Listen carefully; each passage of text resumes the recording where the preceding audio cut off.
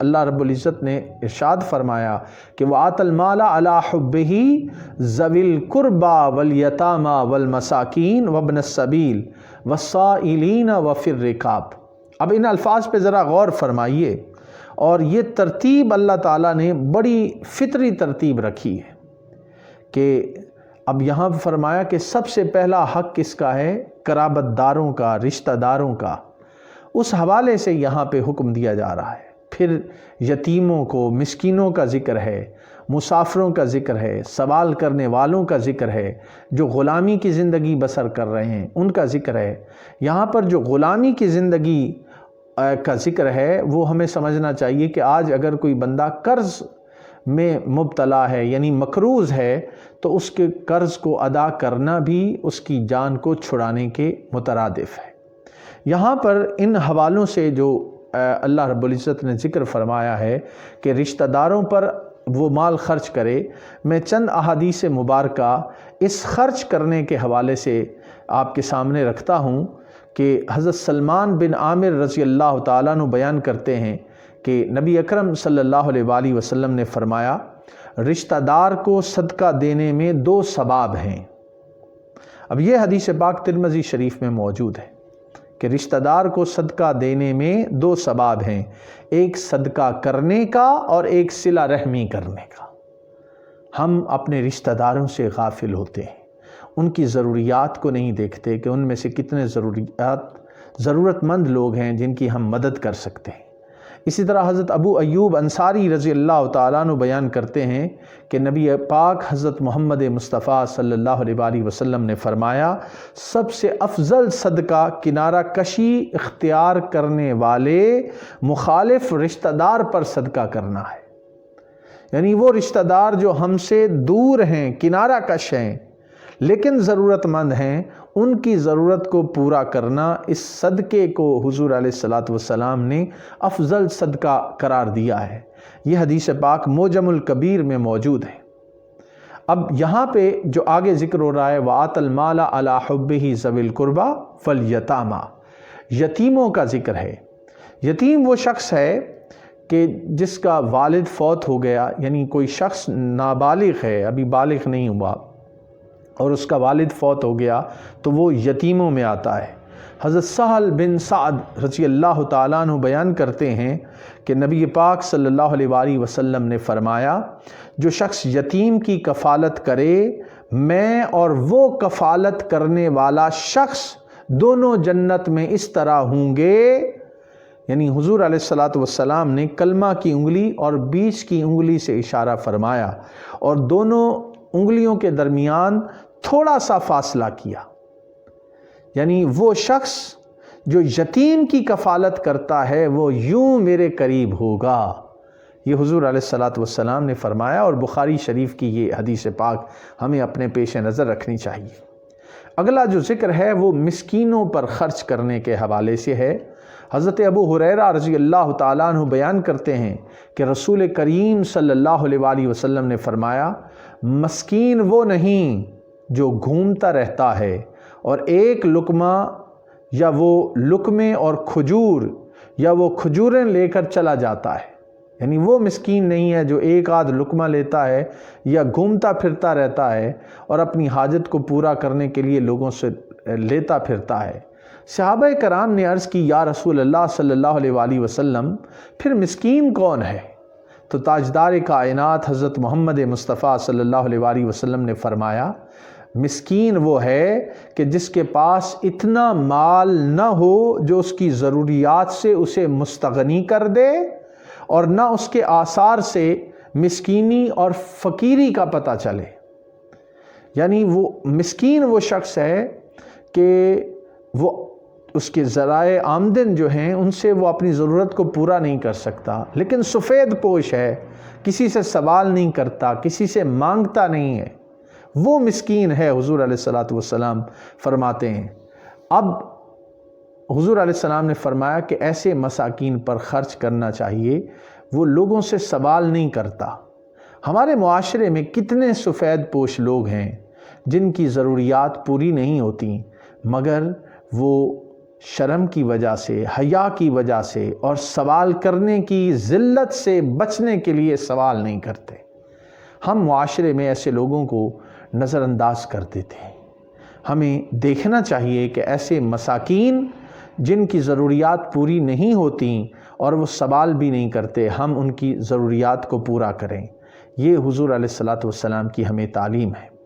یہاں پر حضرت ابو ہریرہ رضی اللہ تعالیٰ عنہ کی ایک اور حدیث پاک میں عرض کرنا چاہوں گا کہ حضور علیہ الصلاۃ والسلام نے ارشاد فرمایا، ایک لقمہ روٹی اور ایک مٹھی خرما اور اس کی مثل کوئی اور چیز جس سے مسکین کو نفع پہنچے، ان کی وجہ سے اللہ تعالیٰ 3 اشخاص کو جنت میں داخل فرماتا ہے۔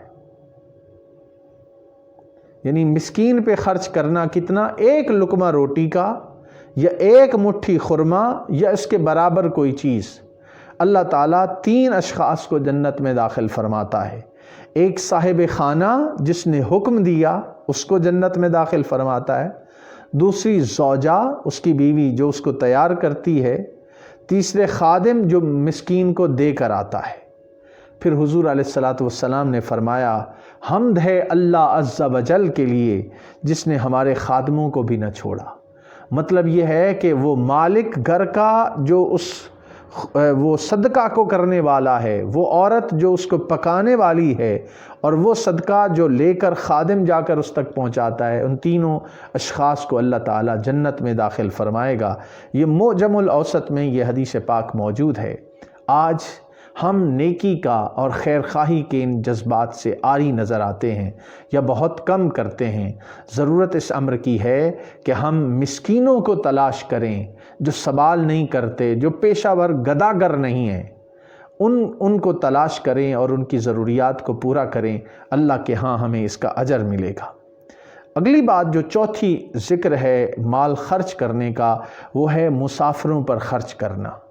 اور مسافروں پر خرچ کرنے کے حوالے سے حضرت ابو ہریرہ رضی اللہ تعالیٰ عنہ سے ہی روایت کردہ ایک حدیث پاک میں آپ کے سامنے رکھتا ہوں کہ حضور علیہ الصلاۃ والسلام نے ارشاد فرمایا، مومن کو اس کے عمل اور نیکیوں سے مرنے کے بعد بھی یہ چیز پہنچتی رہتی ہے۔ کون سی چیز پہنچتی رہتی ہے؟ علم جس کی اس نے تعلیم دی۔ یعنی وصال کے بعد بھی جس چیز کا انسان کو فائدہ پہنچتا ہے وہ علم ہے، کہ وہ علم کی روشنی آگے پھیلاتا رہے اور علم کی اشاعت کرتا رہے۔ اور اگلی بات، نیک اولاد جسے وہ چھوڑ کر دنیا سے رخصت ہوا۔ یہ نیک اولاد جو انسان چھوڑ جاتا ہے، نیک اولاد سے مراد یہ ہے کہ وہ ان کی تربیت کرتا ہے، اور تربیت کرنے کے نتیجے میں وہ پھر زندگی اچھی گزارتے ہیں، ان کا ثواب بھی اس والد کو پہنچتا ہے جس نے ان کی تربیت کی۔ پھر حضور علیہ السلام نے فرمایا کہ یا مصحف جسے میراث میں چھوڑا، یعنی قرآن پاک، یا مسجد بنائی، یا مسافر کے لیے مکان بنا دیا، کوئی نہر جاری کر دی، یا اپنی صحت اور زندگی میں اپنے مال میں سے صدقہ نکال دیا۔ یعنی مال سے صدقہ انسان کرتا ہے، کوئی مسجد بنا دیتا ہے، کوئی خلق خدا کے لیے کوئی نہر یا پانی کا چشمہ جاری کر دیتا ہے، یا کوئی فلٹریشن پلانٹ لگا دیتا ہے۔ آج پانی کے بہت زیادہ مسائل ہیں، صاف شفاف پانی ہمیں دستیاب نہیں، تو کوئی فلٹریشن کا پلانٹ لگا دینا یہ بھی نیکی انسان کو آخرت میں اجر دے گی۔ تو فرمایا کہ یہ ابن ماجہ کی حدیث پاک ہے، یہ ساری چیزیں انسان کو اس کے مرنے کے بعد بھی نفع دیں گی۔ آج ہم خیر خواہی کے اور فلاحی کاموں سے اتنا زیادہ لگاؤ نہیں رکھتے، ادھر ہماری توجہ نہیں ہے۔ حضور علیہ السلام کی یہ حدیث پاک جو سنن ابن ماجہ میں موجود ہے، ہمیں ترغیب دلاتی ہے کہ ہم معاشرے کی فلاح اور بہبود کے لیے، انسانیت کی خیر خواہی کے لیے اور ان کی ضروریات کو پورا کرنے کے حوالے سے ایک اہم کردار ادا کریں۔ اگلا جو ذکر ہے اپنے مال کو خرچ کرنے کے حوالے سے، وہ ہے سائلوں کو دینا۔ جو سوال کرتے ہیں، کسی نے سوال کر دیا تو سوال کرنا گویا ایسے ہی ہے جیسے کسی نے اپنی عزت آپ کے سپرد کر دی ہے۔ اب اس سائل کو کچھ نہ کچھ عطا کرنا، اس کی تعلیم ہمیں دی گئی ہے، قرآن پاک کا بھی یہ حکم ہے۔ اب کچھ لوگ ان کو سوال کرنے کی شرعی طور پہ اجازت ہے، مثلا کوئی مسکین ہے، کوئی جہاد پہ گیا ہوا ہے یا علم دین حاصل کر رہا ہے، تو ایسے مشغول افراد اگر سوال کریں تو ان کی ضرورت کو پورا کرنا، یعنی جہاد پہ ہے یا کوئی علم دین حاصل کر رہا ہے یا مسکین ہے اور اس کی مسکینی جہاد پہ جانا، علم دین حاصل کرنا یا علم حاصل کرنا، ایسا کوئی ضرورت مند ہے تو اس کے سوال کو پورا کرنا، یہ حضور علیہ الصلاۃ والسلام کی اور اللہ تعالیٰ کا ہمیں حکم ہے۔ اب جس کو ضرورت نہیں اور وہ سوال کرتا ہے تو ایسا سوال کرنا ناجائز ہے، اور ہمیں یہ جو پیشہ ور گداگر ہیں اور بھکاری ہیں ان کو ڈسکریج کرنا چاہیے۔ ان کو ڈسکریج کرنے سے ہی ہم صحیح معنوں میں حقداروں تک وہ ضرورت کو اور ان چیزوں کو پہنچا سکتے ہیں۔ آگے جو چھٹا ذکر ہے اپنے مال کو، پسندیدہ مال کو خرچ کرنے کے حوالے سے، وہ یہ ہے کہ انسان گردنیں چھڑانے میں خرچ کرے، یعنی غلامی سے لوگوں کو نجات دلائے۔ اور غلامی سے نجات، اب غلامی کا انسٹیٹیوشن اس طرح آج موجود نہیں، لیکن میں سمجھتا ہوں کہ جو قرض کے تلے دبے ہوئے ہیں ان کے قرض کو ادا کرنا اور اس پریشانی سے ان کو نجات دلانا، یہ بھی انسانیت کی گردنیں آزاد کرنے کے برابر ہے۔